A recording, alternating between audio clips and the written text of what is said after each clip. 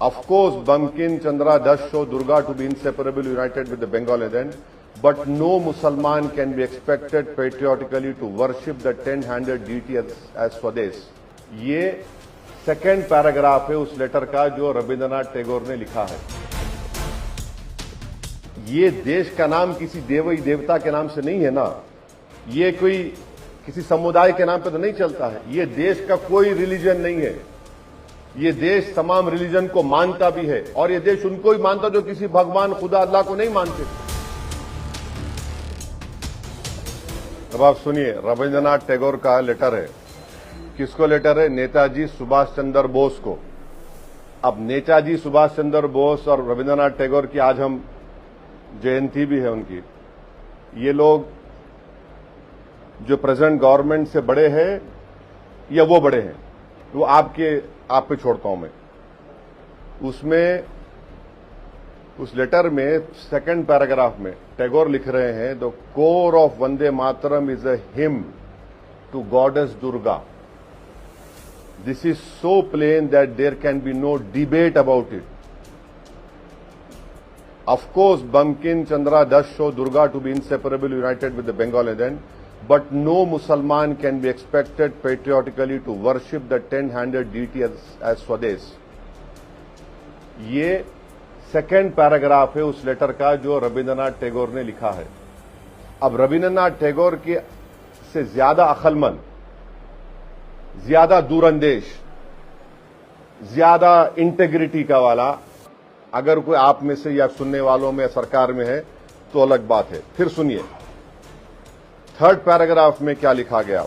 ये अच्छा, ये मैं कहां से कोट कर रहा हूं वो भी लिख लो आप।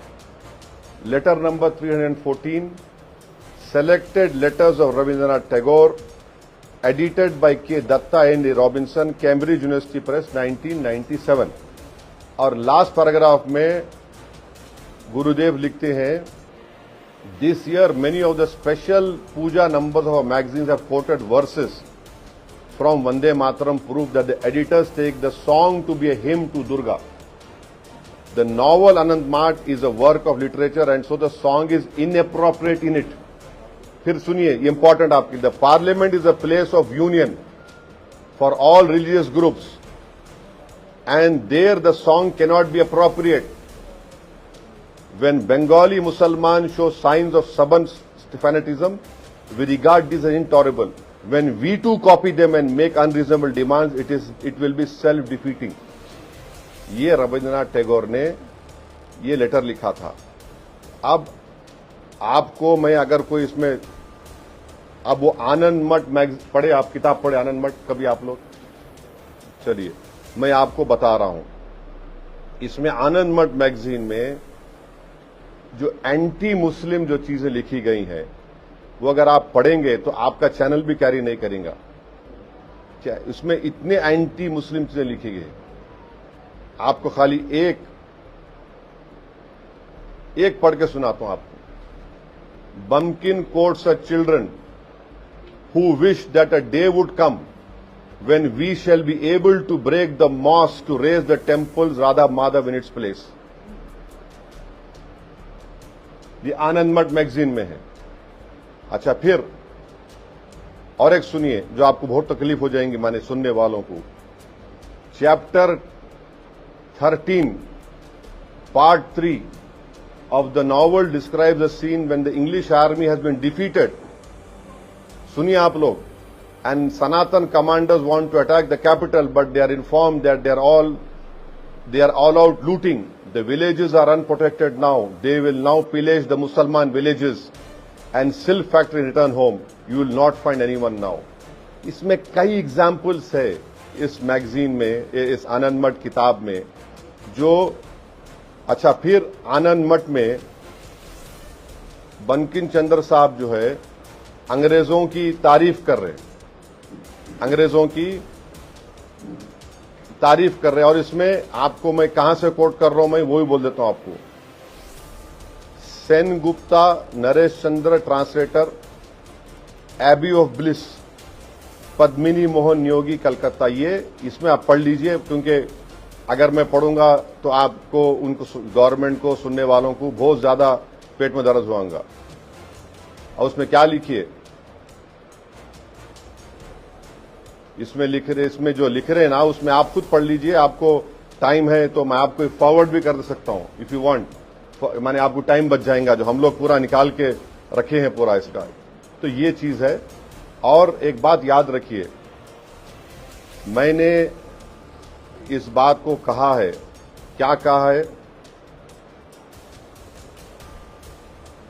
वही बात जो टैगोर ने सुभाष चंद्र बोस को लिखा है।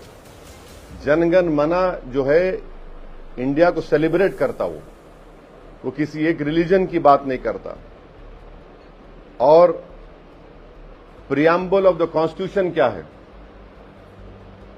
पढ़े आप लोग प्रियम्बल को। We the people of India, वो क्या प्रॉमिस करता है, जो बाबा साहब अम्बेडकर ने लिखा, liberty of thought, expression, belief, faith and worship. और जो फर्स्ट प्रोविजन है हमारे कॉन्स्टिट्यूशन का आर्टिकल 1, वो क्या बोलता है, describes India that is Bharat as union of states. अच्छा, फिर तीसरा सुन लीजिए, जब संविधान बन रहा था हमारा, बाद संविधान सभा में बाद मेंबर थे जो ये बोल रहे थे कि प्रियम्बल को शुरू होगा किसी देवी या गॉडेस के नाम से, और उस वक्त वो बोले थे वंदे मातरम शुरू करो, ये प्रियम्बल बनाते वक्त। और जब प्रियम्बल सभा में जो लोग बैठे थे, हम उनको क्या बोलते, हमारे फोर फादर्स बोलते। उनकी अकल, उनका इस देश से देशभक्ति, मोहब्बत नरेंद्र मोदी आरएसएस से बढ़ के थी और हमसे भी बढ़ के थी। क्या लिखा कहा, वो फेल हो गया, वो हार गए वो लोग। बास क्या चाहते थे कि in the name of God, वो भी हार गए। बास बोले कि नहीं, replace it's citizens with her citizens. पूरे अमेंडमेंट डिफीट हो गए, 3 अमेंडमेंट जो हमारे संविधान बना रहे थे। तो इंडिया क्या है, दैट इज भारत। भारत क्या है, उसकी जनता।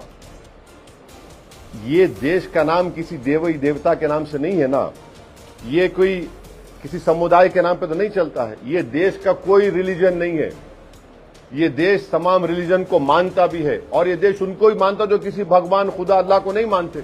इसकी खूबसूरती ये है। आपके सवाल का जवाब ये, मुसलमानों उठो, अब उठने का वक्त है। दुनिया को मालूम होगा कि हमारे आंसुओं की कीमत क्या है।